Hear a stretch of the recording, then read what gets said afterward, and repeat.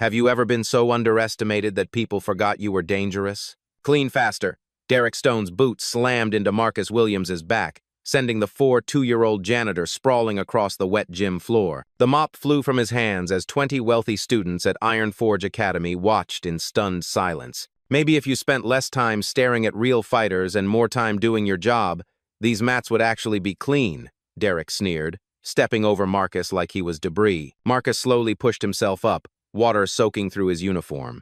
His weathered hands trembled, not from fear, but from something else entirely, something Derek Stone had no idea he was awakening. The students shifted uncomfortably.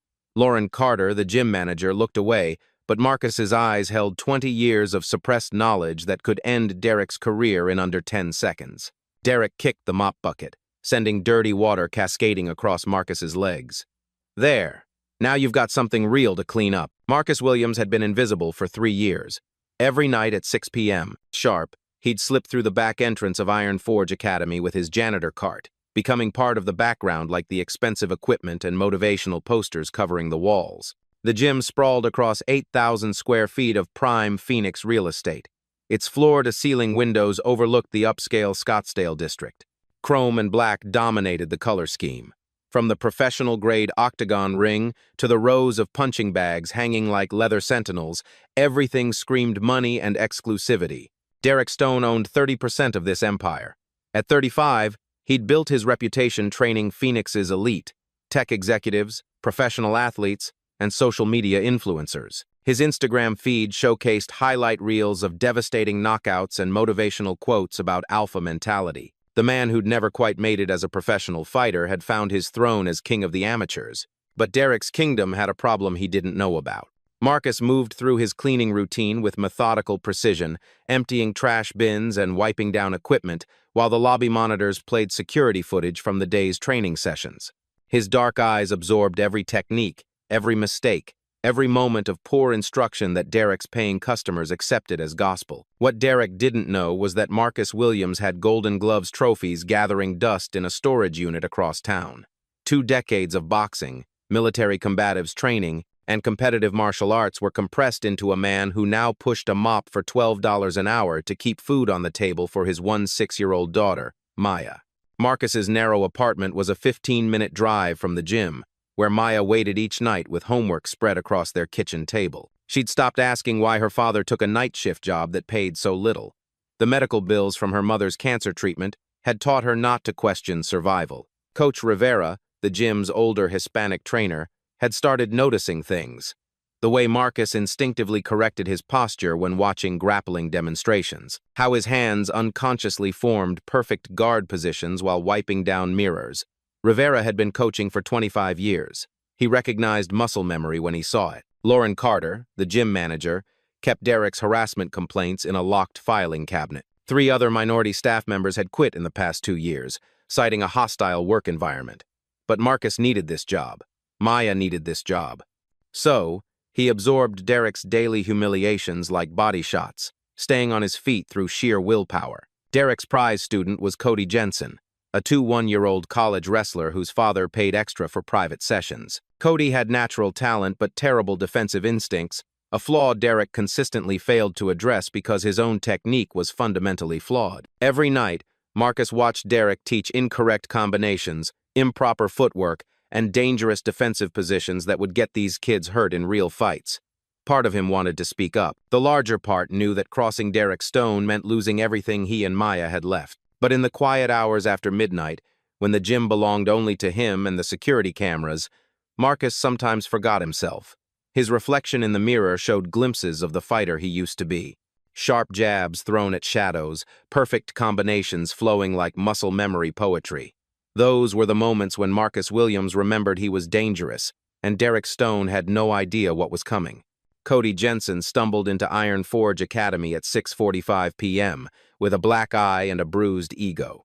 The 1-year-old college wrestler had just lost his amateur tournament in devastating fashion, submitted in the first round by a fighter half his size, using a basic rear-naked choke that Derek had taught him to defend incorrectly. "It's not your fault," Derek barked at his prize student, pacing like a caged animal in front of the mirrors.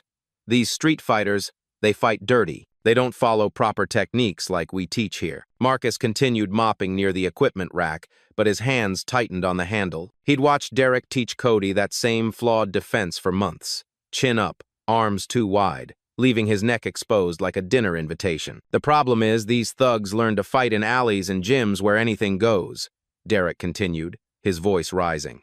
They don't respect the art. They just swing wild and hope something lands. It's not real martial arts.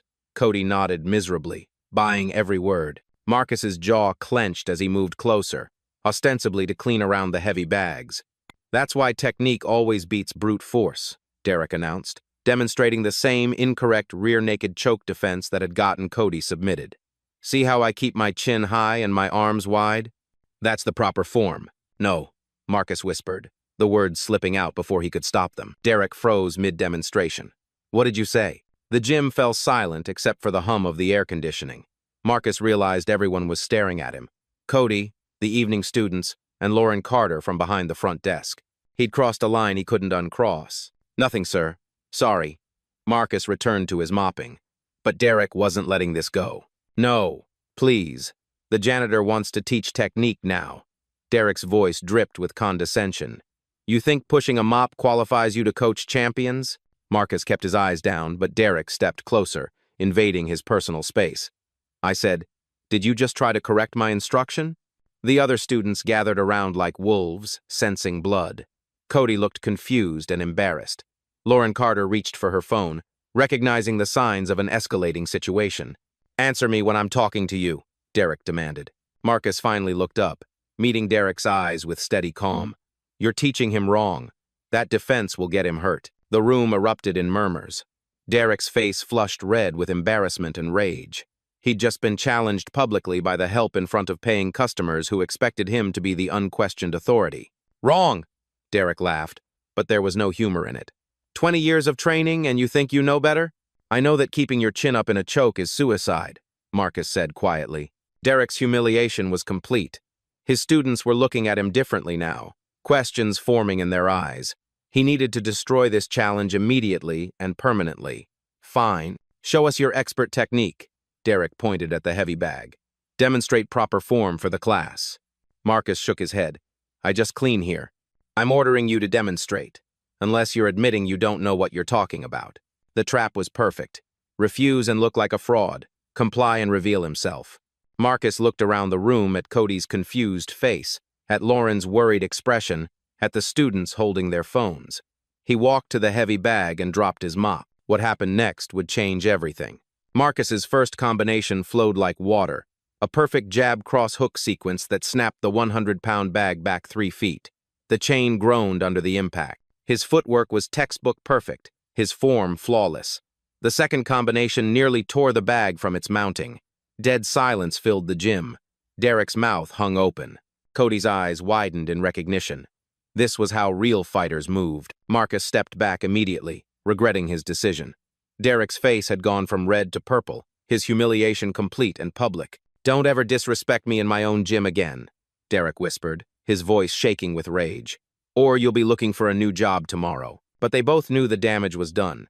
The students had seen something that would haunt Derek's nightmares, proof that the janitor knew more about fighting than their expensive instructor. Derek Stone spent that entire night researching Marcus Williams on every database he could access. By dawn, he'd found fragments of a story that made his blood run cold. Amateur boxing records, military service documentation, and newspaper clippings from 20 years ago featuring a young Golden Gloves champion who looked exactly like his janitor. But instead of backing down, Derek's fragile ego doubled down on destruction.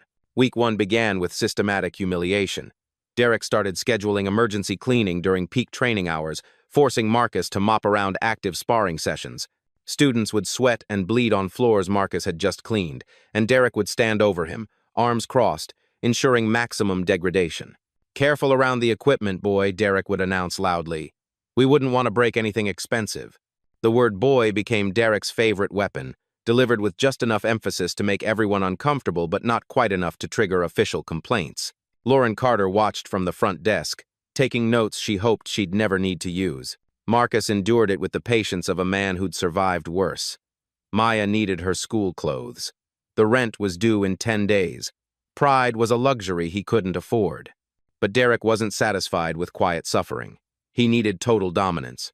Every morning, Derek would arrive early to inspect Marcus's overnight cleaning, finding fault with perfectly spotless surfaces. "This mirror has streaks," he'd announce, pointing at an invisible flaw. "Do it again." Marcus would re-clean the same surface 3 times while Derek watched with satisfaction. The degradation became a daily ritual. Derek would time his bathroom breaks to coincide with Marcus's presence, ensuring he could deliver fresh insults about knowing your station and accepting reality. Other trainers began avoiding the confrontations, unwilling to witness the systematic destruction of a man's dignity. Week 2 brought psychological warfare. Derek had found those old newspaper articles and began sharing them with his inner circle, spinning a narrative of a washed-up has-been who'd never amounted to anything. "Did you know our janitor used to think he was a fighter?" Derek announced during a group session, loud enough for Marcus to hear. "Golden gloves, apparently? Look how that turned out." Cody Jensen shifted uncomfortably. He'd been watching Marcus's movements since the heavy bag incident, recognizing something his instructor clearly didn't understand. The way Marcus unconsciously shifted his weight when watching technique demonstrations, how his hands formed perfect guard positions while wiping down equipment. Derek's social media posts became increasingly pointed. Photos of the gym's professional training environment always seemed to feature Marcus in the background, usually bent over cleaning something, with captions about knowing your place and staying humble. His followers ate it up, sharing memes about ambitious janitors and dreams versus reality. From Derek's perspective, this wasn't cruelty, it was necessary dominance. His entire identity revolved around being the alpha male of Iron Forge Academy. Every student who walked through those doors needed to see him as the unquestioned authority. A janitor who could throw better combinations than he could was an existential threat that had to be eliminated. The harassment escalated daily. Derek would accidentally kick equipment into Marcus's path, forcing him to clean around obstacles. He'd time his loudest training sessions for exactly when Marcus needed to clean nearby areas, ensuring maximum disruption. He'd invite students to tell jokes about ambitious janitors while Marcus worked within earshot, their nervous laughter cutting like knives. Derek began bringing Marcus into demonstrations as a prop. "See how a real fighter maintains distance?" he'd say, pushing Marcus backward while explaining technique. "Some people think watching makes them experts." The students laughed uncomfortably as Marcus steadied himself, never responding to the provocations. Week 3 brought the breaking point Derek had been building toward. "Marcus, hold pads for a demonstration," Derek commanded during a busy evening session. It wasn't a request. Marcus looked up from organizing equipment. "I'm not trained for that, sir. You seemed pretty confident about technique last week. Hold the pads." 20 students formed a circle as Marcus reluctantly picked up the focus mitts. Derek began with light combinations, showing off for his audience, but gradually his strikes grew harder, testing Marcus's tolerance for pain and humiliation. "See how I'm targeting specific angles?" Derek explained to his students while throwing increasingly vicious shots at Marcus's padded hands. A real fighter adapts power to the situation. Marcus absorbed each impact without complaint, his military training keeping his face neutral even as his hands began to ache. But Derek wasn't done. He began throwing combinations that intentionally missed the pads, glancing off Marcus's forearms and shoulders. "Oops," Derek would say with fake concern. "Better reflexes next time." The accidental shot to Marcus's injured left shoulder, an old military injury Derek had somehow learned about, sent lightning bolts of pain down his arm. Marcus dropped the pads and nearly retaliated before catching himself, his right hand forming a fist before he forced it open. "That's right. Walk away like you always do," Derek called after him as Marcus stepped back, massaging his shoulder. "At least you know your place." But Derek's masterstroke came that weekend. Gym security footage showing Marcus's heavy bag demonstration appeared on Derek's Instagram account with the caption, "When the help thinks they can fight, number know your place, number humility, number Iron Forge." The video exploded across social media. Within hours, it had thousands of views and hundreds of comments, most of them ugly, racist, and exactly what Derek had hoped for. "Stick to mopping," read one comment with 50 likes. "Janitor thinks he's Rocky," laughed another. Maya found the video that Sunday night. Her father discovered her crying in her bedroom, phone in her hands, reading the comments that called him everything but human. "Dad, why don't you fight back?" she whispered. Marcus had no answer that wouldn't break her heart further. Coach Rivera found Marcus in the supply closet that Monday night, sitting among the cleaning chemicals with his head in his hands. "I saw the video," Rivera said quietly. Marcus didn't look up. "I need this job. That man is going to destroy you if you don't fight back." "I can't fight back. Maya starts college applications next year. He's planning to fire you anyway," Rivera interrupted. "I heard him talking to Lauren. He's looking for a replacement." Marcus finally raised his eyes. For the first time since this began, Rivera saw something other than resignation there. Something dangerous was waking up. The gym clock read 2:17 a.m. when Marcus finally allowed himself to stop pretending. The last of the evening staff had gone home hours ago, leaving him alone with the ghosts of his former self and the security cameras that had become unwitting witnesses to Derek's campaign of humiliation. Marcus walked to the heavy bag that had betrayed his secret 3 weeks earlier. His cleaning cart sat abandoned by the wall as he slowly unwrapped the hand wraps he'd hidden beneath the industrial paper towels, old leather strips worn smooth by decades of training, the only remnants of his fighting days he'd never been able to throw away. The first combination flowed like muscle memory awakening from a long sleep. Jab, cross, hook, uppercut, each strike landing with the precision of a surgeon and the power of a sledgehammer. The bag swayed under impacts that would have impressed professional trainers had any been watching. But Coach Rivera was watching. The 60-year-old trainer had returned to collect his forgotten car keys and discovered something extraordinary through the gym's glass doors.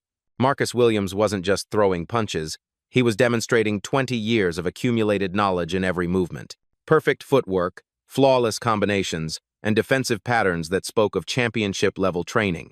Rivera entered quietly, his keys forgotten, as Marcus transitioned into grappling movements against an imaginary opponent. The janitor's body moved with fluid intelligence, showing muscle memory that couldn't be faked or learned from YouTube videos. "Holy shit," Rivera whispered. Marcus spun around, caught in the act of being himself. For a moment, both men stood frozen in the fluorescent-lit silence. "How long?" Rivera asked simply. "Golden Gloves, regional champion, 2003 through 2007, Marcus said quietly, pulling off his hand wraps. "Military combatives instructor for 8 years after that. Mixed martial arts training for 15 years total." Rivera shook his head in amazement. "Derek Stone has been teaching incorrect techniques to paying students for 3 years. You've been watching him do it for how long?" "Every night." Marcus's voice carried the weight of suppressed frustration. "His defensive positions are garbage. His combination work creates openings that would get these kids killed in real fights. But I need this job." "Not anymore, you don't." Rivera's expression had hardened with determination. "I heard Derek talking to Lauren Carter today. He's interviewing replacement janitors next week. You're gone, whether you fight back or not." The words hit Marcus like physical blows. His carefully constructed survival strategy was crumbling regardless of his submission to Derek's abuse. 3 years of swallowed pride, endured humiliation, and silent suffering all for nothing. "There's something else," Rivera continued. "The gym owner is conducting an investigation into Derek's conduct. Too many complaints from staff and students about his behavior. Lauren's been documenting everything, building a case." Marcus slumped against the heavy bag. "Maya's college applications are due in 6 months. I can't afford to be unemployed." "Listen to me carefully," Rivera said, stepping closer. "Derek is planning something big to get rid of you permanently. I heard him on the phone with someone talking about settling this once and for all. He's not just going to fire you, he's going to destroy your reputation so you can't find work anywhere." The older trainer paused, choosing his words carefully. "But what if we turn this around? What if, instead of being his victim, you became the person who exposed what kind of man he really is?" Marcus looked up, seeing something in Rivera's eyes he hadn't seen in years. Respect. Not pity, not sympathy, but genuine respect for what he was capable of. "What are you suggesting?" "A formal challenge. Fighter to fighter. You call him out publicly. Demand he face you in the ring to settle this like warriors instead of hiding behind his position of power." Marcus shook his head. "He'll never agree to that." "He will if you do it right. Derek's entire image is built on being the toughest guy in the room. If you challenge him publicly in front of his students and social media followers, his ego won't let him back down." Rivera pulled out his phone, showing Marcus Derek's latest Instagram post. Another mocking video featuring security footage of Marcus cleaning, with the caption, "Some people just can't accept their limitations." "You challenge him in the comments section of this post," Rivera said. "Make it about respect and dignity. Force him to either accept or look like a coward in front of everyone who matters to his business. Marcus stared at the phone screen, reading the dozens of racist comments below Derek's post. His daughter's tears when she'd found the original video flashed through his memory. "And if I lose?" "You won't," Rivera said with quiet certainty. "I've been training fighters for 30 years. Derek Stone is a regional amateur with good marketing skills. You're a trained killer who's been holding back because you're a decent human being." Marcus rewrapped his hands slowly, muscle memory guiding the familiar ritual. For the first time in 3 years, he felt like himself again. "What exactly are you proposing?" The comment appeared on Derek's Instagram at 3:47 a.m., simple and direct. "You want to settle this like men? I challenge you to face me in the ring. Winner takes all. Loser leaves Iron Forge permanently. Unless you're afraid to fight someone who might actually fight back. Marcus Williams." By morning, the comment had hundreds of likes and replies. Derek's followers were tagging him relentlessly, demanding a response. His carefully cultivated image as the gym's alpha male was being challenged publicly, and his silence was starting to look like cowardice. Derek arrived at Iron Forge Academy that Tuesday afternoon to find his students buzzing with excitement. Word had spread beyond social media. Local MMA forums were discussing the challenge. Betting sites were taking odds, and amateur fighters across Phoenix were planning to attend what everyone was calling the most anticipated amateur bout of the year. "You're really going to fight the janitor?" Cody Jensen asked, genuine curiosity replacing his usual deference. Derek's ego made the decision for him. Backing down would destroy his reputation permanently. Winning would cement his dominance forever. Friday night, after regular hours, Derek announced to the gathered crowd, "Since Marcus wants to embarrass himself publicly, I'll give him that opportunity." Word spread like wildfire. By Wednesday, the gym was fielding calls from local sports bloggers and amateur MMA enthusiasts. Lauren Carter had to implement a reservation system for Friday night viewing, with over 200 people requesting access to watch the fight. Derek spent the week training harder than he had in years, convinced he was preparing to destroy a delusional has-been. His Instagram stories showed intense workout sessions with captions like, "Getting ready to teach some hard lessons," and "Reality check incoming." Marcus trained in secret. Rivera arrived early each morning to open the gym for private sessions, watching in amazement as Marcus demonstrated skills that most professional fighters would envy. His combinations were surgical, his defensive work was flawless, and his conditioning suggested he'd never really stop training. Friday night transformed Iron Forge Academy into a coliseum. Phones were everywhere. Live streams were broadcasting to thousands of viewers, and betting pools had formed among the spectators. Derek preened for the cameras, shadowboxing and talking trash to his growing online audience. Marcus entered quietly through the back door, wearing simple black shorts and hand wraps. No fanfare, no show, just a man preparing to do what he'd been born to do. The makeshift ring was nothing more than taped boundaries on the main training floor, but the atmosphere was electric. Rivera served as Marcus's corner, while Derek chose Cody Jensen to handle his corner duties. 3 3-minute rounds or until someone can't continue, announced Lauren Carter, serving as a reluctant referee. "Touch gloves and keep it clean." Derek bounced on his toes, muscles pumped from his warm-up, talking constantly to mask his growing nervousness. "Hope you're ready for this, janitor. Time to learn your place once and for all." Marcus stood perfectly still, breathing slowly, his dark eyes focused with laser intensity. When Derek extended his gloves for the traditional touch, Marcus met them with quiet respect. The opening bell wasn't a bell at all, just Lauren's voice saying, "Fight." Derek rushed forward immediately, throwing wild haymakers designed to end the fight quickly and brutally. He wanted a spectacular knockout that would go viral for all the right reasons. But Marcus wasn't there. The first punch missed by inches as Marcus slipped to the right with minimal movement. The second swing caught nothing but air as Marcus ducked smoothly. Derek's third attempt, a looping overhand right, passed harmlessly over Marcus's head as he stepped inside the arc. The crowd's excitement shifted to confusion. Where was the violence they'd been promised? Why wasn't the janitor fighting back? Marcus spent the entire first round making Derek look foolish.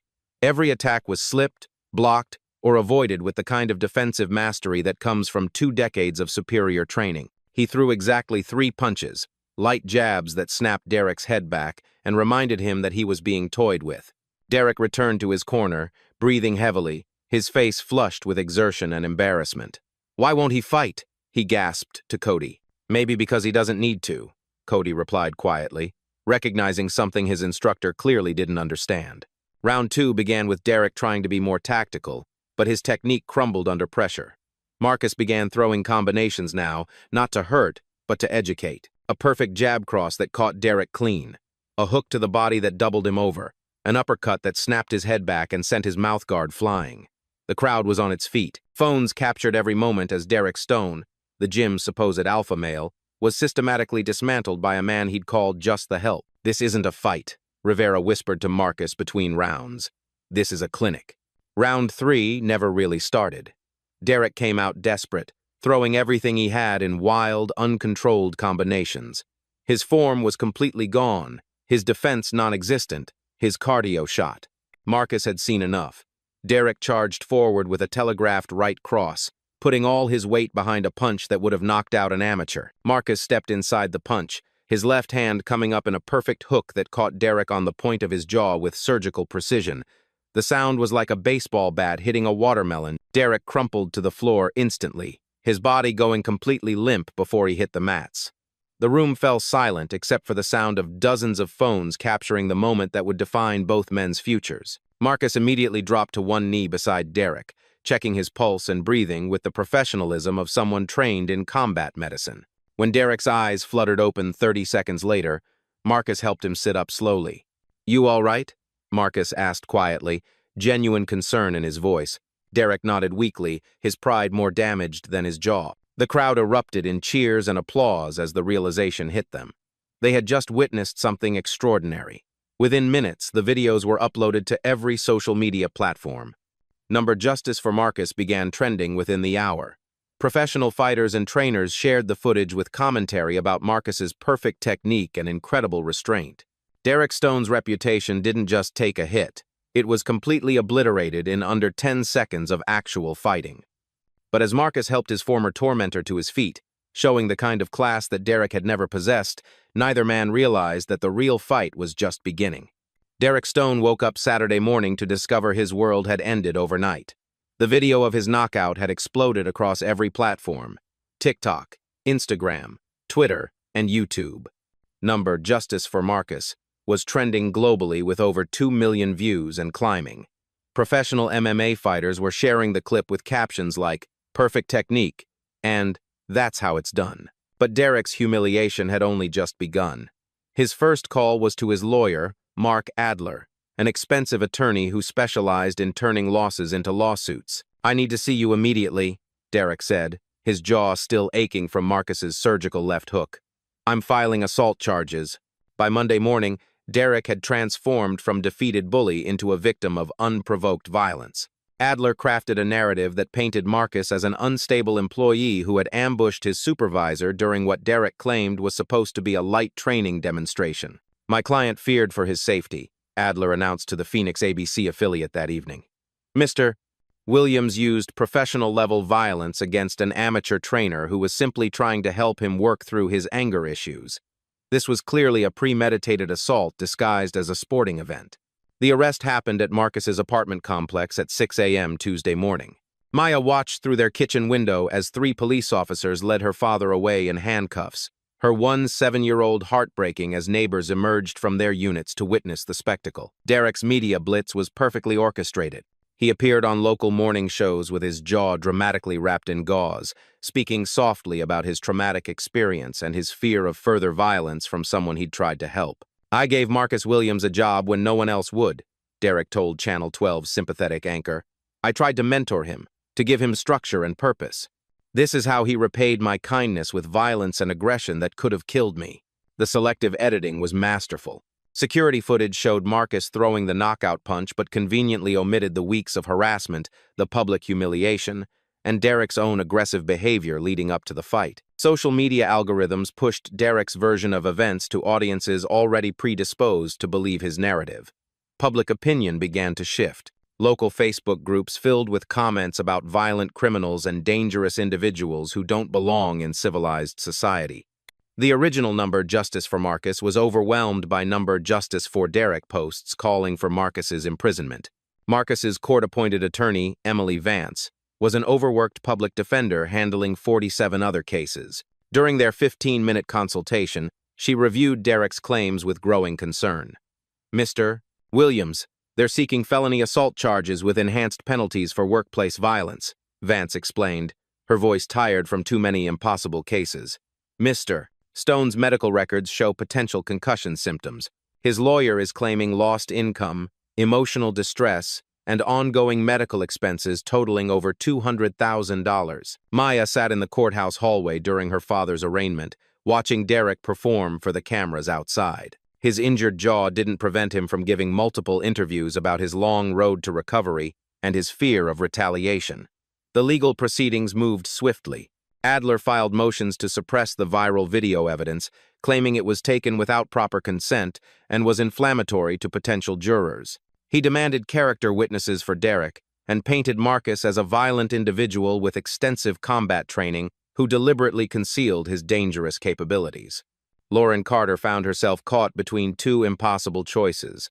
She possessed crucial evidence of Derek's harassment pattern, her carefully documented complaints, security footage showing weeks of abuse, and recorded conversations where Derek explicitly planned to destroy Marcus. But gym ownership pressured her to remain silent, fearing liability if Derek's behavior became public knowledge. "If you testify against Derek, you'll be terminated immediately," warned Robert Shaw, Iron Forge Academy's primary investor. "We can't have employees undermining our trainers, regardless of personal feelings." Meanwhile, Derek's social media following exploded.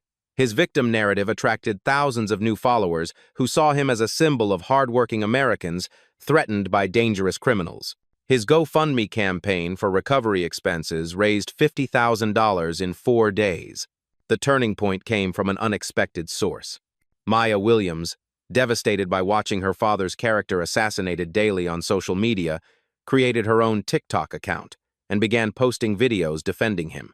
"My dad is the most gentle man I know," she said in a video that would eventually reach 3 million viewers. "He worked night shifts cleaning that gym to pay for my school clothes and my mom's medical bills before she died. Derek Stone tortured him every single day for 3 years, and nobody helped him." Maya's videos humanized Marcus in ways his attorney couldn't. She showed his old Golden Gloves trophies, his military service awards, and photos of him volunteering at youth boxing programs before financial desperation forced him into janitorial work. But Derek's legal strategy was working.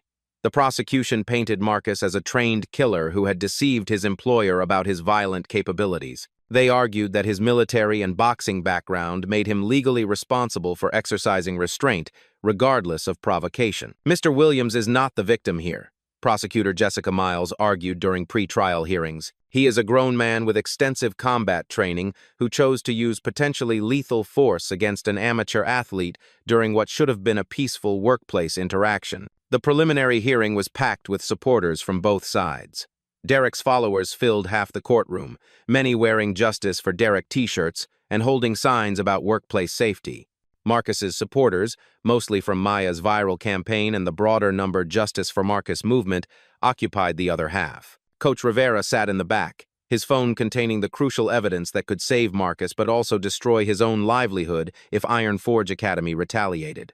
He'd secretly recorded Derek's harassment on multiple occasions, capturing audio that revealed the true nature of their relationship. But as Rivera watched Marcus face the possibility of 5 years in prison for defending himself against 3 years of systematic abuse, he realized some things were more important than job security.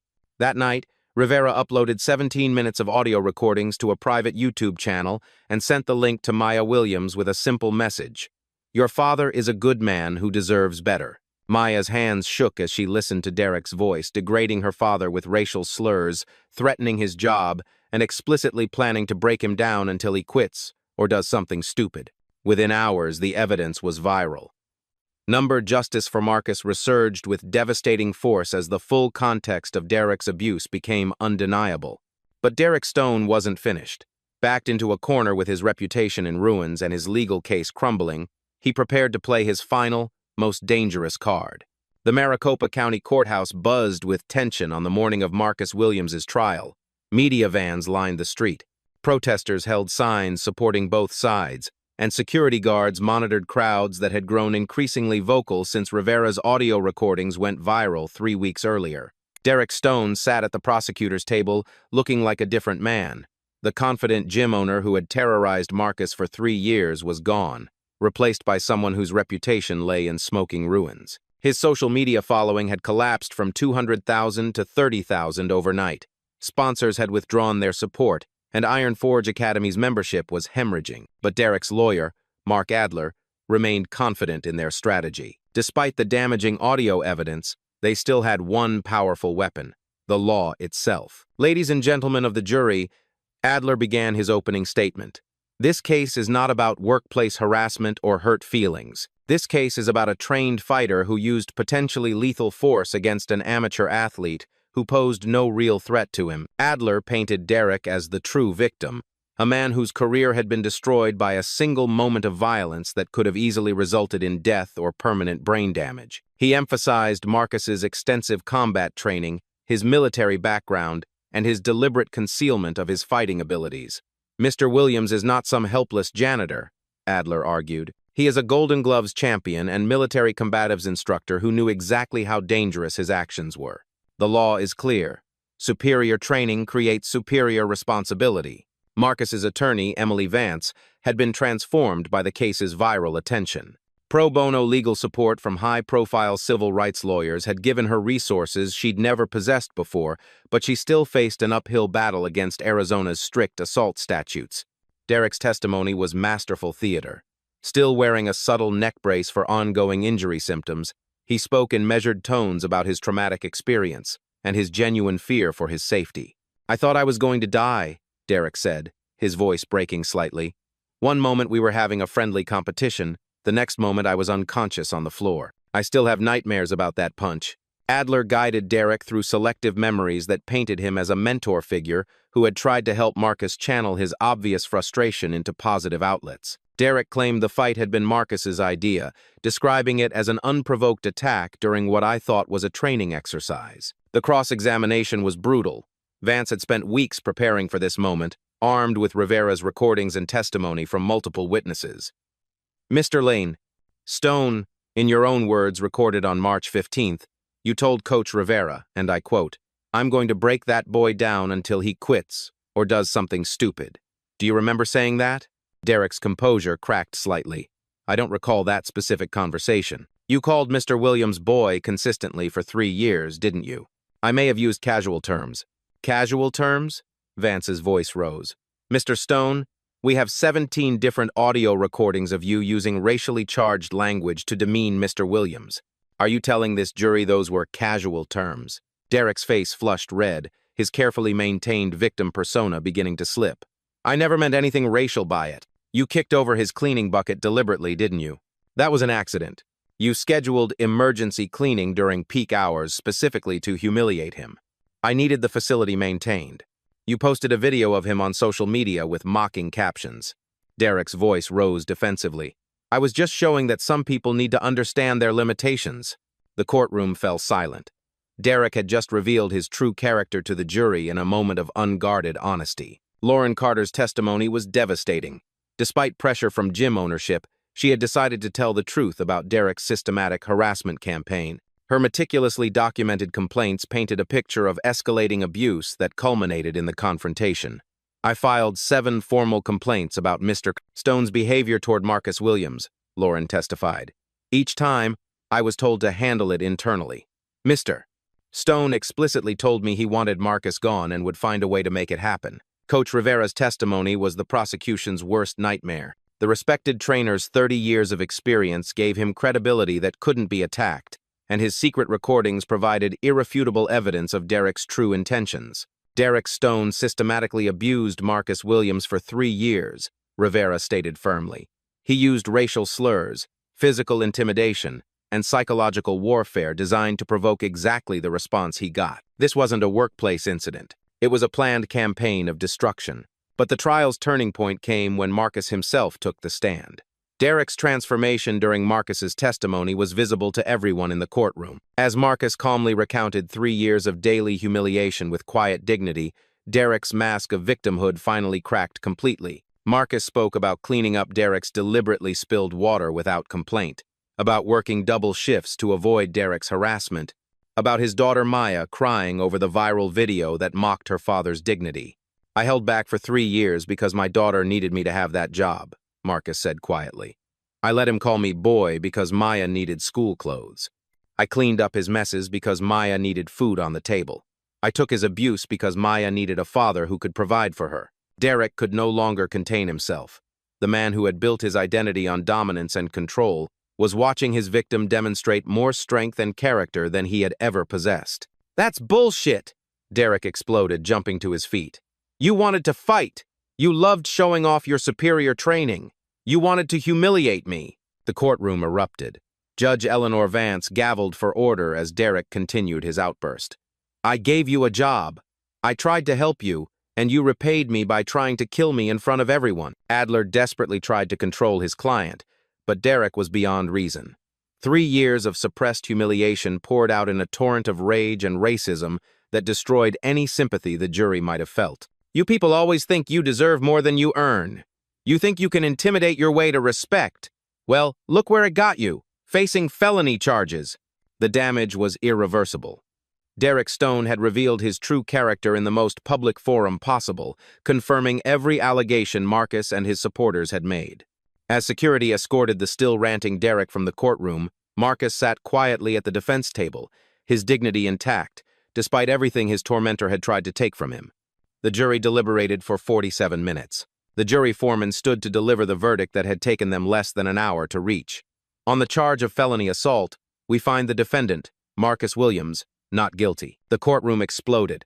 Maya Williams burst into tears as supporters erupted in cheers. Derek Stone slumped forward as if physically struck by the words that destroyed his final hope for vindication. Furthermore, Judge Vance announced, "Mr. Stone is ordered to pay $75,000 in compensatory damages to Mr. Williams for legal fees, lost wages, and emotional distress." Derek's face went ashen.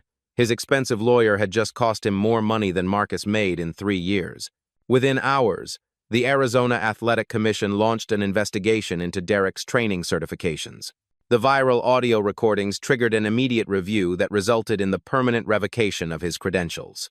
Derek Stone is prohibited from operating any combat sports training facility in Arizona, the commission announced 2 weeks later. Iron Forge Academy's ownership moved swiftly to distance themselves from their former head trainer. Derek's sponsorship deals, worth over $100,000 annually, evaporated overnight. His social media following collapsed as the full scope of his harassment campaign became public. Job offers flooded in for Marcus. Elite gyms offered head trainer positions with triple his janitor's salary. He turned them all down. Instead, Marcus used his settlement and crowdfunding donations to open Second Chance Defense Academy, a community-focused martial arts program charging on a sliding scale based on a student's ability to pay. "Everyone deserves to know how to protect themselves," Marcus explained to local news. But more importantly, everyone deserves dignity and respect. The academy taught practical self-defense alongside conflict de-escalation and what Marcus called warrior ethics. True strength comes from protecting others, not dominating them. Maya, now headed to Arizona State on scholarship, served as the social media manager. Her videos of her father teaching proper defensive techniques while emphasizing respect went viral regularly. Coach Rivera became Marcus's business partner. Cody Jensen, Derek's former prize student, was among the first to enroll, finally learning proper technique under Marcus's patient instruction. Derek's fall accelerated. Unable to find work in Phoenix Fitness, he took a minimum-wage job at a Nevada chain gym. 3 former staff members filed discrimination lawsuits using Rivera's recordings, adding tens of thousands to Derek's growing debt. The number Justice for Marcus hashtag evolved into number Second Chance Defense, representing a fundamental shift in martial arts culture toward respect, inclusion, and genuine warrior ethics over toxic machismo. Professional fighters visited Marcus's academy to train with the man whose perfect technique and unwavering character had exposed the difference between real strength and aggression. 6 months later, Second Chance Defense Academy had become more than a business. It was a movement that proved true warriors lift others up instead of tearing them down. Derek Stone's greatest punishment was watching Marcus Williams become everything Derek had pretended to be: respected, successful, and genuinely admired by people whose opinions actually mattered. 1 year after that knockout punch changed everything, Marcus Williams stood in the center of his own academy, watching 2-year-old Sophia Carter practice the defensive techniques that might one day save her from the kind of bullying that had nearly destroyed her father's spirit. Second Chance Defense Academy had grown beyond Marcus's wildest dreams. The 6,000-square-foot facility in downtown Phoenix buzzed with activity 18 hours a day. Children learned anti-bullying tactics alongside senior citizens mastering practical self-defense. Former gang members trained next to suburban soccer moms, all united by Marcus's philosophy that respect and dignity were earned through character, not violence. The academy's impact rippled far beyond Phoenix. Over 300 gyms across North America had adopted the Marcus Williams standards: mandatory anti-harassment policies, character-based instruction, and zero tolerance for discrimination. The International Mixed Martial Arts Federation created an annual award in Marcus's name, recognizing instructors who embodied warrior ethics in their communities. Maya Williams graduated from Arizona State with honors.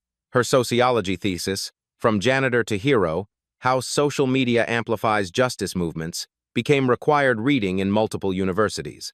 She'd been accepted to Harvard Law School with plans to specialize in workplace discrimination law. "My father taught me that real strength isn't about winning fights," Maya said during her TEDx talk that reached 2 million viewers. "It's about having the courage to stand up when standing up costs you everything." Derek Stone's story became a cautionary tale taught in business ethics courses. Now 37 and working at a small gym in rural Montana, he'd lost his house, his social media following, and most importantly, his sense of identity. His occasional attempts to rebuild his reputation were met with immediate reminders of his documented harassment campaign. But Derek's downfall served a greater purpose. It proved that bullies could face real consequences when their victims found the courage to fight back, and communities chose to support justice over comfort.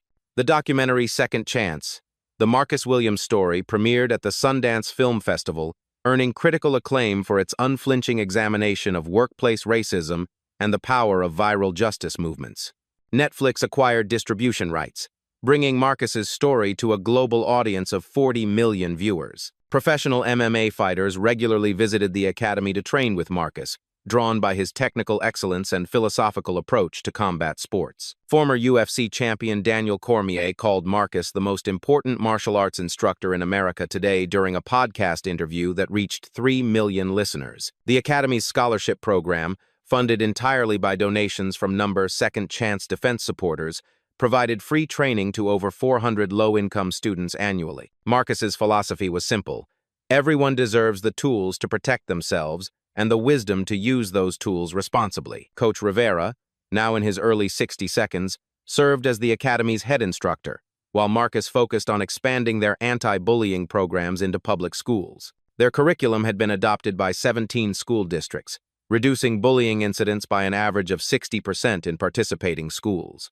Cody Jensen competed professionally now, his improved technique under Marcus's instruction leading to an undefeated amateur record and a promising professional debut. His Instagram posts consistently credited his transformation to learning real warrior values at Second Chance Defense. The academy's walls displayed hundreds of thank you letters from students whose lives had been changed by Marcus's teachings. Former victims of bullying shared stories of newfound confidence. Parents described children who'd learned to stand up for others instead of standing by while others suffered. Lauren Carter, who'd found the courage to testify despite corporate pressure, now served as the academy's business manager. Her decision to support justice over job security had cost her a position at Iron Forge, but gave her something more valuable: the knowledge that she'd helped save an innocent man's life. Marcus's morning routine hadn't changed much. He still arrived early, still cleaned his own facility, still moved with the quiet dignity that had carried him through 3 years of systematic abuse. But now he cleaned floors he owned, in a business built on principles he'd never compromise. The heavy bag that had revealed his secret hung in the academy's place of honor, accompanied by a plaque reading, "Sometimes the most dangerous person in the room is the one everyone underestimates." The academy's mission statement, written in Marcus's own handwriting, covered the main wall in elegant script. "We teach people to fight, so they'll never have to. We build strength so our students can protect the weak. We demand respect by showing respect. This is the warrior's way." As the afternoon sun streamed through the academy's windows, casting long shadows across mats where former enemies now trained side by side, Marcus Williams smiled. He'd lost a job as a janitor and found his purpose as a teacher. Some victories are worth waiting 20 years to achieve. The powerful lesson here is that true strength lies not in dominance, but in dignity, and that courage, even when silent for years, can ultimately bring about extraordinary justice. If this story moved you, share it with someone who needs to remember that bullies can be defeated when good people stand up. What did you think of Marcus's journey? Let us know in the comments below, and don't forget to subscribe for more stories that prove ordinary people can achieve the extraordinary. The words monkey hands hung in the air of the Mercedes, a slur more expensive than the billion-dollar deal currently dying on the phone. Victoria Sterling's merger call was crashing. No interpreters. The deal was dying. Jerome Washington, her driver, had reached over to mute the radio, trying to help. Victoria's head snapped around like a viper. "Keep your monkey hands off my car." The words hit the air like a slap. Jerome's hand froze mid-reach. "You think because you drive my Mercedes you get to touch my things?" Her voice dripped with poison. "You're the help. Stay in your lane." Jerome's jaw clenched. His eyes stayed locked on the road ahead. "Matter of fact, put the partition up," she spat. "I'm tired of seeing your face in my mirror." The glass barrier slid up between them with a soft hiss. Victoria returned to her panicked phone calls. In the front seat, Jerome gripped the wheel. 3 years of a Stanford education, 5 languages mastered at Georgetown, 2 decades of diplomatic service, all invisible. What Victoria didn't know was that her monkey was about to save her empire. The partition couldn't block the chaos erupting behind it. "What do you mean all 3 interpreter services are booked?" Victoria's voice cracked with desperation. "Mark, this is a $1.2 billion deal." Jerome watched her in the rear-view camera, pacing in the back seat like a caged animal. Her perfectly styled hair was coming undone. Mascara smudged under her eyes. "I don't care if it costs $50,000. Find someone who speaks Japanese and Mandarin." She was shouting now. "The Nakamura Singh team lands in 90 minutes. Another call. Another dead end." "No, we cannot postpone," Victoria hissed into her phone. "They'll walk away permanently." 3 years of negotiations down the drain. Jerome had heard enough boardroom conversations to know the truth. Sterling Dynamics was 3 months from bankruptcy.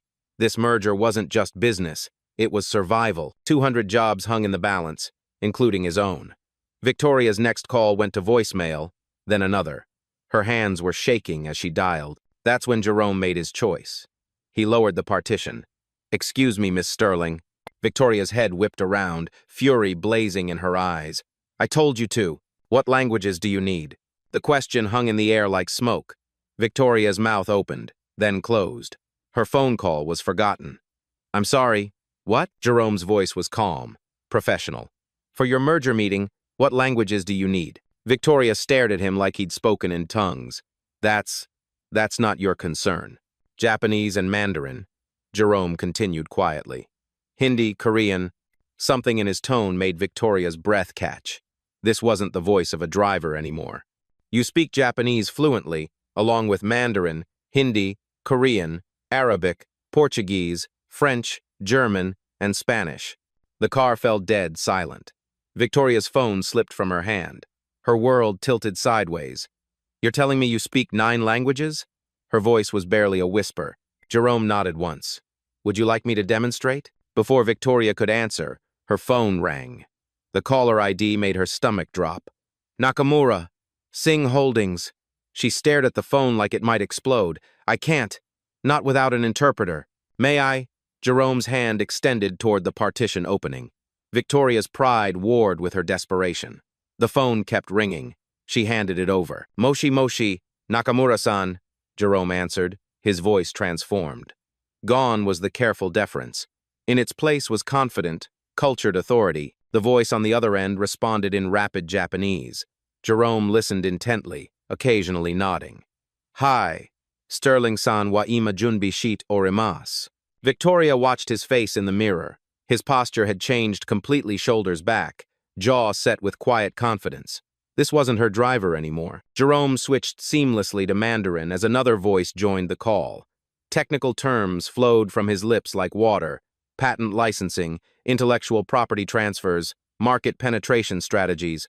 He was discussing her company's most sensitive information in languages she couldn't understand. "There's been a cultural misunderstanding," Jerome said to Victoria, covering the phone.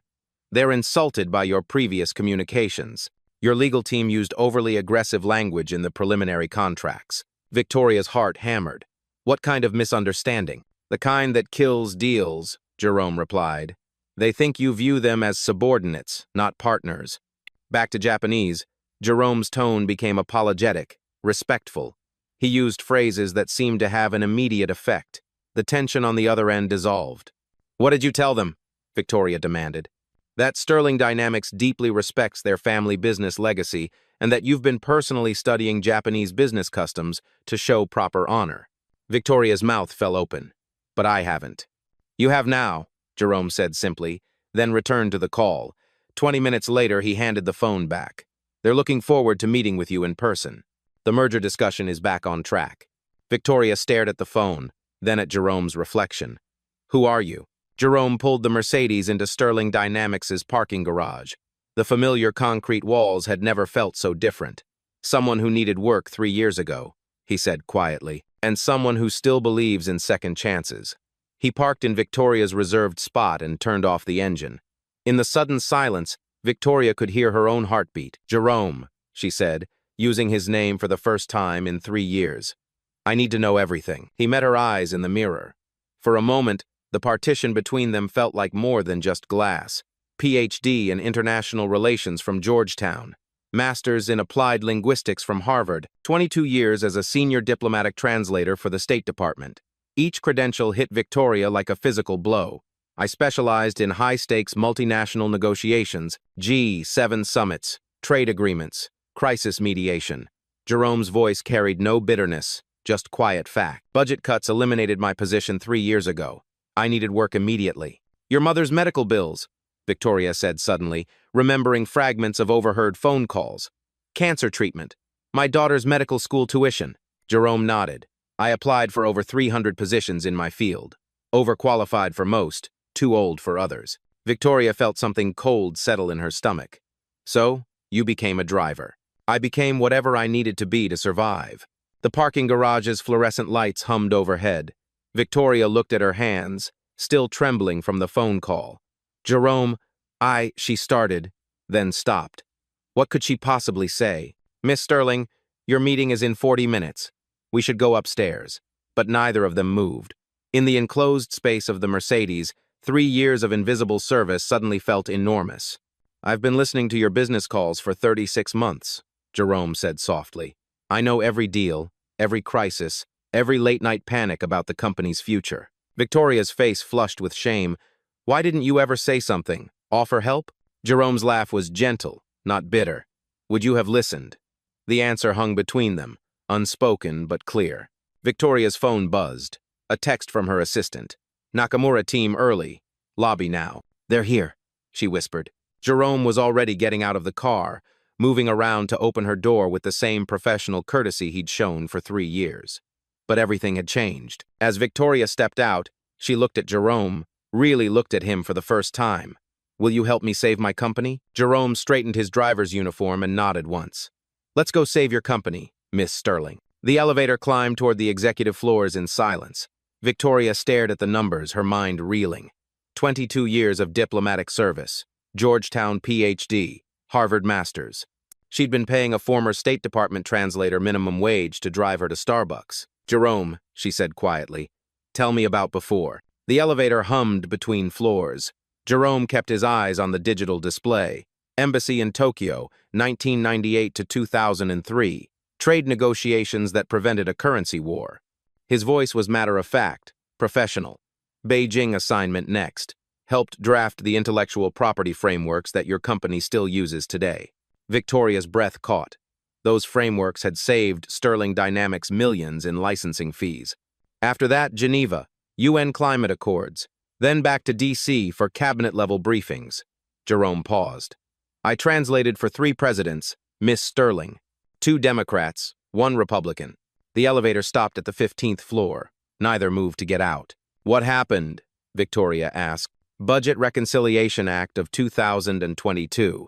Foreign Service downsizing. Jerome's jaw tightened almost imperceptibly. 20% staff reduction. Last hired, first fired. My experience meant nothing against spreadsheet mathematics. Victoria felt sick. So you just started driving? I had 2 weeks to find an income. Mom's oncology bills were due. Sarah's med school deposit couldn't wait. Jerome's voice never wavered, but Victoria caught the steel underneath. Pride doesn't pay for chemotherapy. The elevator doors opened, then closed again. I applied everywhere. Consulting firms said I was overqualified. Corporations said I was too specialized. Universities said I was too expensive. Jerome finally looked at her. Your company needed a driver. I needed a paycheck. For 3 years, Victoria whispered. For 3 years, he confirmed. Outside the elevator, Victoria's world was collapsing. Inside, she was learning about a man who'd held his world together with quiet dignity. Jerome, why didn't you ever fight back? Demand recognition? He smiled sadly. Miss Sterling, I've negotiated with dictators and diplomats, but I've never met anyone more dangerous than a person who's already decided what you're worth. The words hit like a slap. Every morning I chose to see this as temporary, Jerome continued.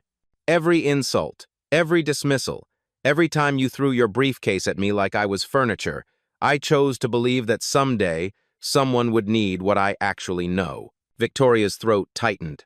And today, he said, today you need what I know. The elevator shuddered slightly as it waited. Jerome, I owe you. You owe me nothing except the chance to do what I'm trained for. His voice was firm now. Save your company. Save those jobs. That's what matters. Victoria nodded, not trusting her voice. The elevator doors opened to the executive floor. Jerome gestured for her to exit first, falling into step behind her exactly as he had 1,000 times before. But everything was different now. The executive floor buzzed with panic. Victoria's assistant, Jessica, rushed toward them, her face pale. Victoria, thank God. The Nakamura advance team is in conference room A. They're asking about cultural protocols, and nobody knows. It's handled, Victoria said firmly. Jessica, meet Jerome Washington, our new interpreter consultant. Jessica's eyes flicked to Jerome's driver uniform, then back to Victoria. I'm sorry. What? Mr. Washington will be handling all international communications for the merger. Jessica lowered her voice. Victoria, he's your driver. He's a Georgetown PhD who speaks 9 languages, Victoria shot back. Any other concerns? The color drained from Jessica's face.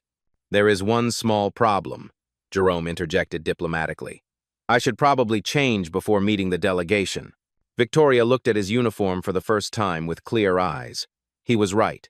Jessica, take Mr. Washington to the executive shop downstairs. Get him a proper suit, navy blue, conservative tie. She checked her watch. 20 minutes. The advance team will wait. Victoria's voice carried new authority.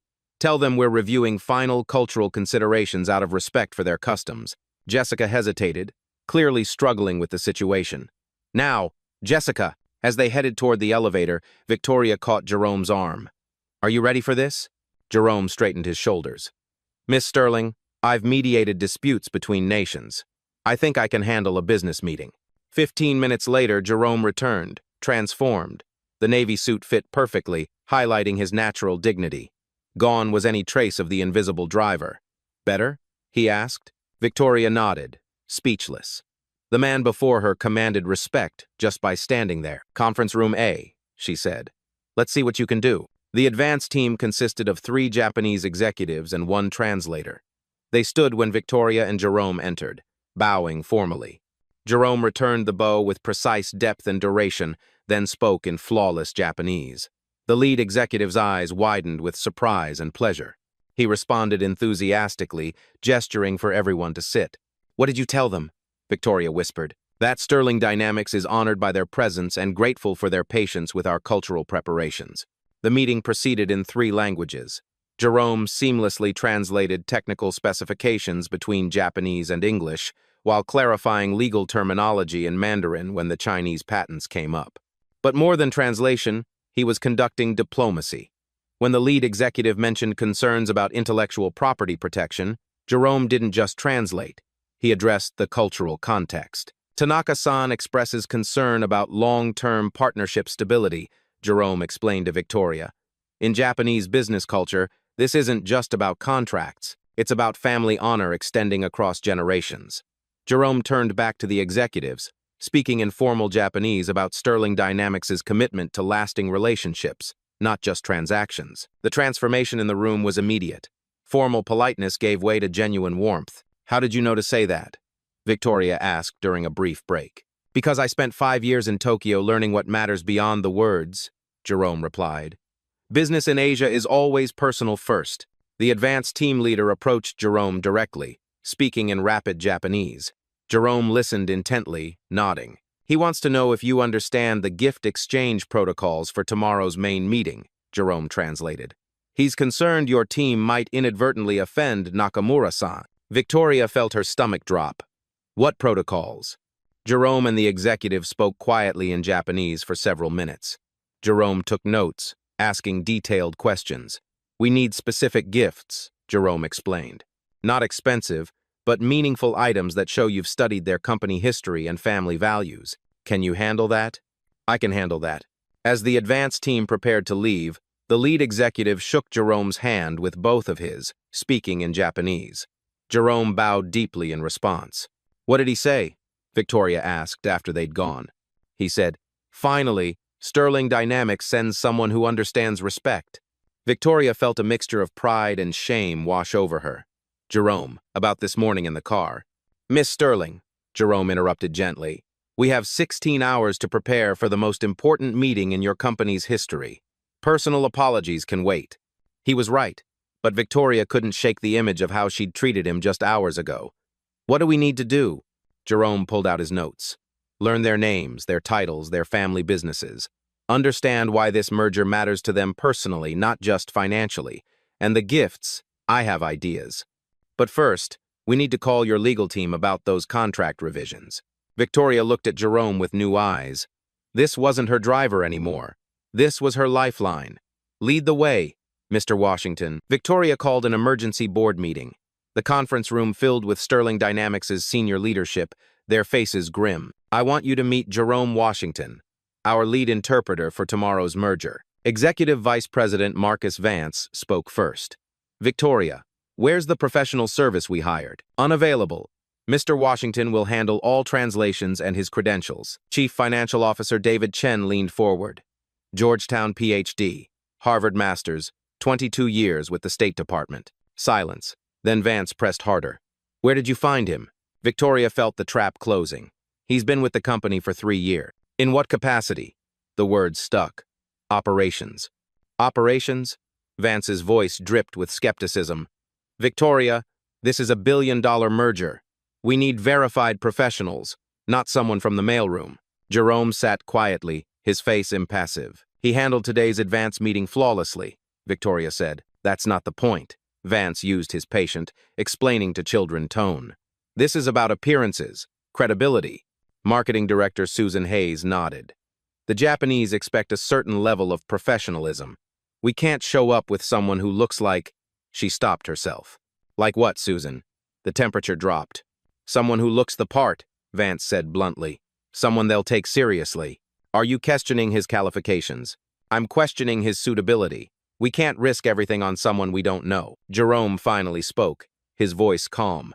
"Mr. Vance, what specific concerns do you have about Japanese protocols?" Vance straightened uncomfortably.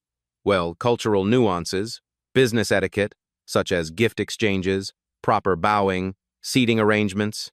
"Ah," Jerome nodded. "Ochugen and Osibo protocols, correct ray angles for executives, and Zazaki positioning based on founding dates rather than revenue." Dead silence. Nakamura family business was established in 1952. Post-war reconstruction values. They'll expect gifts acknowledging their family's contribution to Japan's recovery, not expensive items suggesting we're buying influence. Vance's mouth opened. Singh Holdings follows British Indian traditions. Direct communication, minimal ceremony, absolute punctuality. Miss Singh will interpret elaborate gift ceremonies as time-wasting. Jerome looked around calmly. "The key is balancing both without offense. Nakamura gets the position of honor. Singh gets clear sightlines to documentation." The silence stretched. "How do you know this?" Vance whispered. "I negotiated the 2019 Tokyo Trade Framework, establishing current U.S.-Japanese protocols, and mediated the Singh-Eurobank dispute in 2020. 7 executives realized they'd questioned someone more qualified than all of them combined. Any other concerns about Mr. Washington's suitability? Victoria asked quietly. No one spoke. Good. Jerome, what do we need? As Jerome outlined the strategy, Victoria watched the shift. Vance taking notes, Chen nodding, Hayes asking questions. But she also noticed what didn't change, the careful distance. Questions directed to her, not Jerome. Recognition wasn't acceptance. After the meeting, Vance approached privately. Where exactly has he been working for 3 years? Victoria met his eyes, learning everything about our company while we learned nothing about him. That evening, Jerome worked alone in the empty office. Victoria found him at 9 p.m., surrounded by documents, cultural research, and gift samples. You should go home, she said. Get some rest. Jerome looked up from his notes. Almost finished. Just reviewing the technical patents one more time. Victoria noticed the precision of his preparation. Color-coded files for each executive, cultural protocol checklists, even backup conversation topics. Jerome, this is beyond thorough. Miss Sterling, in diplomacy, we say preparation prevents humiliation. He gestured to the research spread across the table. Did you know Mr. Nakamura's father was a Hiroshima survivor who rebuilt their family business from nothing? Victoria shook her head. That's why he values long-term partnerships over quick profits. His decision-making process honors his father's memory. Jerome pulled out another file.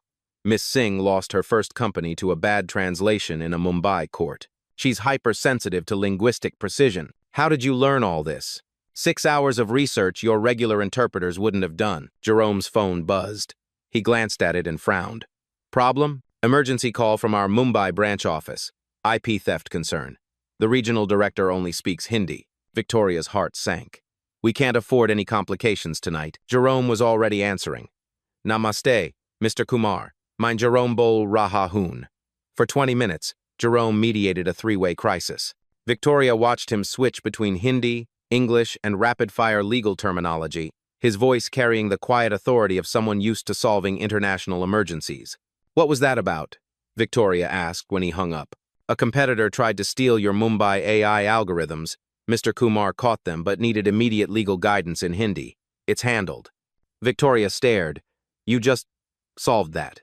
Miss Sterling, your company has been hemorrhaging value through communication gaps for years. Jerome pulled out a thick folder. I've been documenting every international issue I've overheard in the car. He opened the folder. Dozens of incidents, missed opportunities, cultural misunderstandings. The sole software licensing deal that fell through? Your translator used informal Korean with the CEO's father. Unforgivable insult. Victoria felt sick. The Berlin partnership that stalled? Your legal team sent contracts in American English. Germans interpret that as intellectual arrogance. Why didn't you ever say something? Jerome's smile was gentle. Would you have listened? Victoria's phone rang. An unknown international number. Don't answer that, she started. But Jerome was already reaching for it. Sterling Dynamics, Washington speaking. Guten Tag, Herr Müller. German flowed from Jerome's lips like water. The conversation lasted 10 minutes, ending with Jerome laughing warmly. Your Berlin partners, he explained to Victoria's shocked face. They want to restart negotiations. They heard about tomorrow's merger and realized they made a mistake walking away. That deal was worth $40 million, Victoria whispered. It still is. I scheduled a video call for next week. Victoria sank into a chair. How many opportunities have we lost? Jerome's expression softened. The past doesn't matter. Tomorrow does. He handed her a perfectly organized briefing book. Everything you need to know about every person in that room, their histories, their triggers, their decision-making patterns. Jerome stood. Miss Sterling. Tomorrow we don't just save your company, we transform it. Victoria looked at the briefing book, then at Jerome. Who are you, really? Someone who believes in second chances, Jerome said quietly. For companies, and for people. Victoria couldn't sleep. At midnight, she sat in her home office, researching Jerome Washington. What she found made her hands shake. State Department commendations, diplomatic achievement awards, news articles praising his negotiation breakthroughs, a photo of him standing behind 3 presidents during international summits. Her driver had shaped global trade policy. The next morning, Victoria called the board into an emergency session before the merger meeting. Before we begin today, I need to address yesterday's concerns about Jerome Washington. The executives filed in, looking tense. Jerome wasn't with her. I spent last night researching his background. Victoria pulled up her laptop screen. Marcus, you questioned his credentials. A State Department citation appeared on the conference room monitor. Presidential commendation for preventing the 2018 U.S.-China trade war collapse. Vance shifted uncomfortably. David, you worried about his experience. Another document appeared. Lead negotiator for the Asian-Pacific Economic Framework, the foundation of our entire international business model. Chen looked pale. Susan, you questioned whether the Japanese would take him seriously. Victoria clicked again. Personal letter of recommendation from former Japanese Prime Minister Sato. Jerome mediated the 2020 Okinawa base agreements. Hayes stared at the screen. For 3 years, we've employed one of America's most accomplished diplomats. Victoria's voice carried quiet fury, and we used him to drive me to coffee meetings. The room was deadly silent. Jerome Washington doesn't work in our operations department, Victoria continued. He is our operations department, starting today. She clicked on a new document. I'm promoting him to Senior Vice President of International Relations. Salary $180,000 plus equity. Reporting directly to me. Victoria Vance started. I'm not finished. Victoria's voice cut through his objection. Jerome will also head our new Cultural Intelligence Division. Budget, $2 million annually. Staff, his choice. She closed the laptop. Any questions about Mr. Washington's qualifications? No one spoke. Good, because he's about to save this company. 20 minutes later, Jerome entered the boardroom wearing a perfectly tailored charcoal suit. Victoria noticed the immediate shift in posture around the table. Respectful attention replaced yesterday's skepticism. Ladies and gentlemen, Victoria announced formally. I present Jerome Washington, Senior Vice President of International Relations. She handed him a business card holder, his new cards printed overnight. Jerome accepted it with quiet dignity. Thank you for this opportunity. The opportunity is ours, Victoria replied, meaning every word. Chief Technology Officer Jin Kim cleared his throat. Mr. Washington, I owe you an apology. No apology necessary, Jerome said gracefully. But I appreciate the acknowledgement. One by one, the executives who'd questioned him yesterday offered their respect. Jerome accepted each gesture with professional grace. Now, Victoria said, let's go save our company. As they filed out, Vance approached Jerome privately. Washington, I was wrong yesterday. Completely wrong. Jerome shook his hand firmly. Marcus, we all make assumptions. What matters is what we do after we realize them. Victoria watched the exchange, feeling something she hadn't experienced in years, pride in her leadership. Ready, Mr. Vice President? She asked Jerome. Jerome straightened his tie and smiled. Ready, Miss Sterling. For the first time in 3 years, Jerome Washington walked into a business meeting as himself. The elevator to the executive conference room felt different this time. Victoria and Jerome stood side by side. Equals, now. But the weight of the coming meeting pressed down on both of them. Jerome, Victoria said quietly, I need you to know something. He looked at her reflection in the polished steel doors. If this deal fails, Sterling Dynamics has maybe 3 months before bankruptcy. Her voice was barely above a whisper. 200 people lose their jobs, including yours. Jerome nodded slowly. How long have you been carrying this alone? 2 years, maybe longer. Victoria's hands trembled slightly. I tell the board we're restructuring. I tell investors we're pivoting. But the truth is, we're dying. The elevator climbed silently through floors of bustling offices, people who had no idea their livelihoods hung on the next 2 hours. Jerome, I have to ask you something personal. Go ahead. Why are you helping me? After everything? After how I treated you? Jerome was quiet for a long moment. Miss Sterling, can I tell you about my daughter? Victoria nodded. Sarah's in her 2nd year at Johns Hopkins Medical School, pediatric oncology track. Jerome's voice carried quiet pride. She wants to treat children with cancer because she watched her grandmother fight it. The elevator passed the 20th floor. 3 months ago, Sarah called me, crying. Said she might have to transfer to community college because of the cost. Jerome's jaw tightened. I told her not to worry, that her father would figure it out. Victoria felt her throat close. She doesn't know I've been driving instead of consulting. I told her I'm taking a sabbatical to write a book. Jerome smiled sadly. Every month, I transfer money to her account and tell her it's from my research grant. Jerome, yesterday morning after you humiliated me in the car, I drove straight to a job interview. 3rd one this week. He looked directly at Victoria, marketing coordinator at a community college. $28,000 a year. Victoria's eyes filled with tears. I was going to take it. Tell Sarah to transfer. Except that my career was over at 52. Jerome straightened his shoulders. But then you needed help. The elevator slowed as it approached the executive floor. Jerome, when this is over, when we save the company. If we save it, when we save it, Victoria repeated firmly. I want you to call your daughter. Tell her she's going to be the best pediatric oncologist in the country and that her father made it possible. Jerome's eyes were bright. And I want you to know that saving your company isn't just about the jobs or the money. What's it about? Proving that talent exists everywhere. That worth isn't determined by job titles.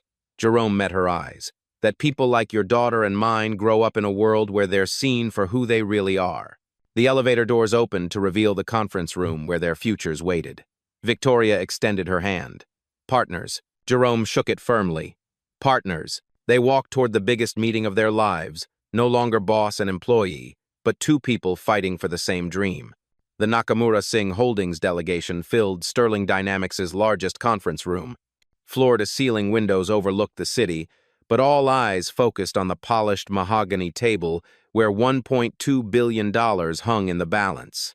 Mr. Hiroshi Nakamura, 73, sat with the quiet dignity of old Japanese business aristocracy. Miss Priya Singh, sharp-eyed and direct, checked her tablet with military precision. Mr. Lee, their chief technology officer, studied technical documents with laser focus. Victoria entered with Jerome at her side. The room fell silent. Jerome approached Mr. Nakamura first, bowing with perfect depth and duration. He spoke in formal Japanese, his voice carrying respectful authority. Nakamura's eyes widened with surprise and pleasure. He responded warmly, gesturing for everyone to be seated. What did you tell him? Victoria whispered. That Sterling Dynamics is honored by his presence and grateful for the wisdom of his family's business legacy. The first hour proceeded smoothly. Jerome seamlessly translated technical specifications between 3 languages while managing cultural nuances that could derail everything. Then the crisis hit. Miss Singh suddenly stopped mid-sentence, her face darkening. She spoke rapidly in Hindi to her assistant, then turned to the room. I'm sorry, but we've discovered a serious problem. Victoria's blood ran cold. Our Mumbai office just informed me that Sterling's IP protection protocols are insufficient for our standards. Singh's voice was ice. We cannot proceed with a company that has such loose security measures. The room went dead silent. Victoria felt the deal slipping away. Jerome leaned forward slightly. Miss Singh, may I ask what specific security concerns your Mumbai office identified? Singh's assistant whispered in her ear. She nodded curtly. Unauthorized access to algorithmic frameworks. Potential competitor infiltration. Singh closed her folder with finality. This is exactly why our last partnership failed. Victoria started to panic, but Jerome remained calm.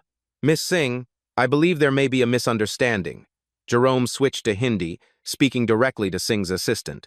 The young man's eyes widened.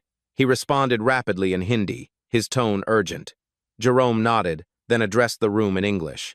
The security breach Miss Singh referenced was resolved yesterday evening. Sterling's Mumbai team detected the intrusion attempt and implemented immediate countermeasures. He looked directly at Singh. I personally coordinated the response with your regional director, Mr. Kumar. The attempted breach was unsuccessful, and we've identified the competitor responsible. Singh stared at Jerome. You coordinated this? Sterling Dynamics' security protocols are actually more robust than your team realized. The fact that we detected and stopped the intrusion within hours demonstrates the strength of our systems. Jerome pulled out his phone, scrolling to a message thread. With your permission, I can conference Mr. Kumar to confirm the resolution. Singh looked stunned. You speak Hindi fluently, along with 8 other languages? Jerome's tone remained professional. Shall I make the call? Singh nodded slowly. The conference call with Mumbai lasted 20 minutes.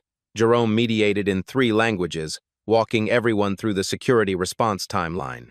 Mr. Kumar confirmed that Sterling's protective measures had actually exceeded Singh Holdings' own standards. When the call ended, Singh looked at Jerome with new respect. Mr. Washington, your response time was impressive. Miss Singh, Sterling Dynamics takes partnership security very seriously, especially with organizations we hope to build generational relationships with. He had used the exact phrase that resonated with Singh's family business philosophy. But Mr. Nakamura raised another concern. He spoke quietly in Japanese, his tone grave. Jerome listened intently, then translated. Mr. Nakamura expresses concern about long-term cultural compatibility. He's asking whether Sterling truly understands the commitment required for a 50-year partnership. Victoria felt her heart sink. This was the deeper cultural issue Jerome had warned her about. Jerome responded in formal Japanese, his voice carrying deep respect. He spoke for several minutes, occasionally pausing to let his words settle. Nakamura's expression gradually softened. He asked a question in Japanese. Jerome smiled and responded with a story that made Nakamura laugh softly. "What just happened?" Victoria whispered. "I told him about my father's service in post-war reconstruction, how American and Japanese engineers worked together to rebuild both countries." Jerome's voice was quiet. "I shared that true partnerships honor the sacrifices of previous generations while building for future ones." Nakamura nodded and spoke again in Japanese. "He says his father would have respected that sentiment," Jerome translated, "and that Sterling Dynamics clearly understands the meaning of honor. But the biggest test was yet to come." Mr. Lee suddenly looked up from his technical documents, his face troubled. He spoke rapidly in Mandarin, pointing to specific clauses. "What's wrong?" Victoria asked. Jerome listened to Lee's concerns, his expression growing serious. "Mr. Lee has identified a potential patent conflict in the AI algorithms, something our legal teams missed." Victoria felt the room temperature drop. Patent disputes could kill the merger instantly. "He's saying the image recognition protocols overlap with existing Chinese patents held by Baidu," Jerome continued. "If true, it could expose both companies to massive litigation." Mr. Lee pulled up technical diagrams on his tablet, speaking urgently in Mandarin. Jerome studied the information, asking detailed questions in Mandarin. His technical knowledge surprised everyone in the room. "Mr. Lee, may I suggest a solution?" Jerome finally said. Lee nodded. "The protocols you're concerned about are actually an evolution of open-source frameworks that predate the Baidu patents." Jerome switched to Mandarin, explaining technical details that made Lee's eyes widen. "Sterling's algorithms use a completely different neural network architecture." Jerome continued in English for the room. "The similarity is superficial, not structural." He pulled out his own tablet, showing comparative code structures that proved his point. Lee studied the information intently, then smiled broadly. He spoke in Mandarin, bowing slightly to Jerome. "Mr. Lee says I understand the technology better than most programmers," Jerome translated, "and that he's satisfied with our IP protection." The room collectively exhaled. 3 hours later, the impossible had become reality. Sterling Dynamics and Nakamura Singh Holdings hereby agree to a 50-50 partnership valued at $1.2 billion. Mr. Nakamura's voice carried the weight of history. "Implementation begins immediately." The conference room erupted in quiet celebration. Handshakes, bows, and relieved smiles filled the space where tension had reigned for hours. But then, something unprecedented happened. Mr. Nakamura stood slowly, commanding attention through presence alone. He addressed the room in careful English, his accent precise. "Before we proceed with celebrations, I must acknowledge someone who made this partnership possible." Every eye turned to follow his gaze toward Jerome. This merger succeeded not because of favorable terms or financial projections, but because of Mr. Washington's exceptional diplomatic skill. The room fell completely silent. "In 40 years of international business across 23 countries, I have never encountered such cultural intelligence combined with technical expertise." Nakamura bowed formally to Jerome, the gesture carrying profound meaning. "You honor both our traditions and your own profession." Jerome stood and returned the bow with perfect depth and duration, his face reflecting quiet dignity. Miss Singh rose next, her usual directness softened by genuine admiration. "Mr. Washington, we've engaged interpretation services across 6 continents. You are the finest cultural liaison we have ever encountered." She approached Jerome with her business card, presenting it with both hands in traditional Japanese style despite her Indian heritage. "We would be deeply honored if you would consider consulting for our Mumbai operations." Jerome accepted the card with appropriate ceremony. "The honor would be mine, Miss Singh." Mr. Lee joined them, speaking in rapid Mandarin with obvious excitement. Jerome responded fluently, making Lee laugh and clap his hands together. "What did he say?" Victoria asked, mesmerized by the exchange. "He offered me a position as their chief cultural officer for all Asian operations," Jerome translated with a slight smile. "I told him I already have the perfect job." The The room filled with warm laughter, the tension of hours melting away. But the most meaningful moment was yet to come. Mr. Nakamura approached Jerome carrying a small, silk-wrapped package. His movements were ceremonial, reverent. In Japanese business culture, this gesture represents profound professional respect between equals. Jerome received the package with both hands, unwrapping it with careful attention to the silk cloth itself. Inside lay an antique business card case, clearly a family heirloom of significant age and beauty. "This belonged to my father, who rebuilt our company after the war," Nakamura said quietly, his voice thick with emotion. He believed that respect transcends nationality, language, and circumstance. He would have wanted you to have this. Jerome's hands trembled slightly as he held the precious gift. He bowed deeply, holding the case against his heart. "Nakamura-san, I am profoundly honored by this trust." The entire room watched this exchange in respectful silence, understanding they were witnessing something rare and beautiful. Victoria felt tears threatening. In 30 years of corporate leadership, she had never seen such genuine respect between professionals from different worlds. "Mr. Washington," Miss Singh interjected softly, "we have one additional request, if you'll permit us." Jerome looked at her expectantly. "Our annual Global Partners Conference convenes next month in Singapore. 500 executives from 37 countries." Singh paused meaningfully. "Would you consider being our keynote speaker?" The invitation hung in the air like a precious offering. Jerome glanced at Victoria. With Sterling Dynamics' permission, naturally, Singh added quickly, showing proper deference to his employer. Victoria smiled broadly. "Mr. Washington makes his own decisions about speaking engagements. He's an executive now, not an employee." Jerome accepted graciously, his voice steady despite the magnitude of the moment. As the delegation prepared to depart, each executive made personal contact with Jerome, not merely business cards, but private phone numbers, personal email addresses, direct access to some of the most powerful business leaders in Asia. "Mr. Washington," Nakamura said as they shook hands in farewell, "you have my personal number now. Please use it whenever you need anything at all." When the elevators finally closed on the departing delegation, the Sterling Dynamics boardroom buzzed with electric energy. Marcus Vance approached Jerome first, his earlier skepticism completely transformed. "Jerome, I owe you far more than an apology. I owe you my gratitude, my respect, and frankly, my job." His voice was humble. "Without you, we'd all be updating our resumes tonight." One by one, the executives who had questioned Jerome's qualifications 24 hours earlier offered their personal admiration and professional respect. Chief Financial Officer David Chen shook Jerome's hand warmly. "I've been in international business for 15 years. I've never seen anything like what you did in there." Marketing Director Susan Hayes, who had worried about appearances, was nearly in tears. "Jerome, I'm ashamed of what I said yesterday. You showed me what real professionalism looks like." But Victoria had saved the biggest surprise for last. "Ladies and gentlemen," she announced, calling for attention. "Before we open the champagne, I have one final announcement."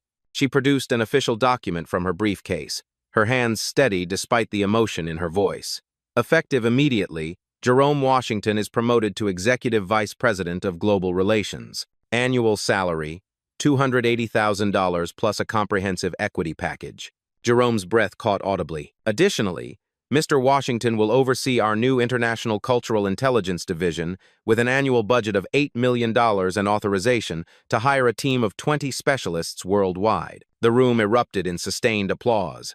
"But most importantly," Victoria continued, her voice growing thick with emotion, "Mr. Washington will serve as my personal advisor on all matters involving human dignity, corporate culture, and the recognition of talent wherever it exists." She handed Jerome a leather portfolio. "Your equity package makes you the third largest individual shareholder in Sterling Dynamics. You're not just an employee anymore, Jerome. You're an owner of this company."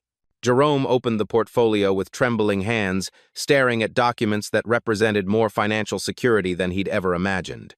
"Miss Sterling, I don't know what to say," he managed. "Say you'll help me build a company that sees people the way you help me see you," Victoria replied. "Say you'll help me become the leader I should have been all along." Jerome nodded, unable to speak. The celebration continued for 2 hours. Champagne flowed. Phone calls were made to spouses and children. Plans were drawn for Jerome's new division. But the most meaningful moment came when Jerome stepped into Victoria's private office to make a personal call. Victoria watched through the glass wall as Jerome dialed his daughter. "Sarah? It's Dad." "Sweetheart, are you sitting down?" She could see him crying and laughing simultaneously as he spoke. "No, honey. You absolutely don't need to transfer schools. In fact, your father just became an executive vice president. Yes. Your medical school is fully funded, all 4 years. Just focus on becoming the incredible doctor I know you'll be." When Jerome returned to the celebration, his eyes were bright with pure joy. "How does it feel?" Victoria asked quietly. Jerome looked around the room at his new colleagues, then at the city lights beginning to twinkle outside the windows. "Like I remember who I really am," he said softly. "Like I'm finally home." 6 months later, Jerome's corner office on the 32nd floor hummed with international activity. 3 monitors displayed live feeds from Singapore, Mumbai, and Berlin. His cultural intelligence division had prevented 4 diplomatic disasters and closed deals worth $400 million. Victoria often stopped by just to watch him work. The transformation still amazed her. "Mr. Washington, your daughter's calling," his assistant announced. Jerome smiled and picked up. "Hey, sweetheart, how's pediatric rotation treating you?" Sarah's excited voice filled the room. "Dad, I just got accepted for the summer research program at Children's Hospital, full scholarship." "That's my girl," Jerome said proudly. "Your grandmother would be so proud." After hanging up, Jerome noticed Victoria in his doorway. "Good news?" she asked. "The best. Sarah's becoming everything I hoped she would." Jerome gestured to his desk. "Just like this company." On Jerome's desk sat his daily reminders. His old driver's license in a simple frame next to Mr. Nakamura's antique business card case. "Any regrets about that morning in the car?" Victoria asked. Jerome considered seriously. "Not anymore. That moment brought us both to where we needed to be." He paused. "Even after everything I said, Victoria, you gave me the greatest gift that day. The chance to prove that worth isn't measured by a uniform or a title." Victoria's phone buzzed. She smiled at the text. "Speaking of talent, I just hired our new head of facilities, Maria Rodriguez. She mentioned having a law degree during her interview." Jerome raised an eyebrow. "Formerly your driver?" "Formerly my driver. Now our top legal officer." Victoria grinned. "Funny how much you see when you actually look." That afternoon, a news alert flashed across Jerome's screen. Sterling Dynamics model transforms corporate culture nationwide. The article featured dozens of companies adopting their Hidden Talent Initiative CEOs, sharing stories of discovering PhDs working in mailrooms, former professors driving Ubers, displaced engineers cleaning offices. Jerome's phone rang.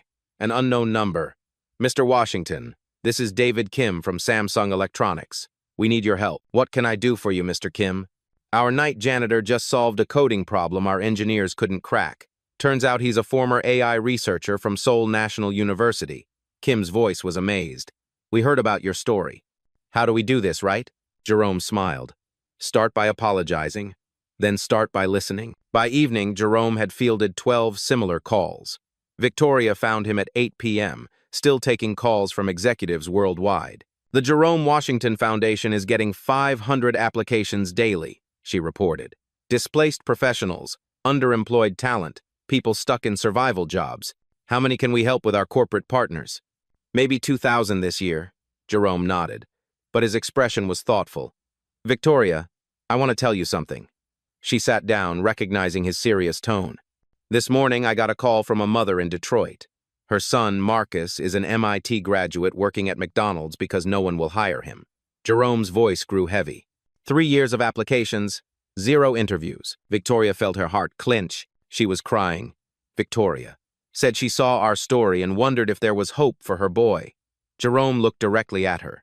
"That call reminded me why this matters." "What did you tell her?" "I told her to send me his resume. Marcus starts in our Berlin office next month." Victoria smiled through tears. "One person at a time." "One person at a time," Jerome agreed. As they prepared to leave, Jerome turned to face the camera of the documentary crew that had been following their story. "Right now, someone is serving your coffee who speaks 4 languages. Someone cleaning your office has an engineering degree. Someone driving your Uber used to run international negotiations." His voice carried quiet authority. "Tomorrow morning, when you interact with service workers, ask yourself, what talents am I not seeing? What potential am I dismissing? What story am I missing? Jerome stepped closer to the camera. Here's what I want you to do. Find one person this week whose job title doesn't match their potential. Really talk to them.